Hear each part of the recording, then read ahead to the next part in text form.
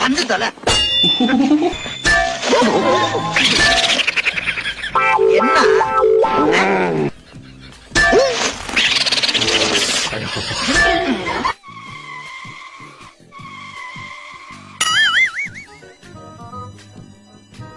பேச்சாடா பேசுன கொஞ்சம் பேச்சா பேசுன மன்னர் பரம்பரை மண்ணாங்கட்டி பரம்பரை நீ இப்ப மாவு கிட்ட பரம்பரை ஆக்கிட்டாங்க அங்க பாரு நம்ம என்ன வேலையா செய்ய போறோம் சும்மா பார்க்க போறோம் இருக்கட்டும் அதுக்கு நம்மளுக்கு என்ன சம்பந்தம்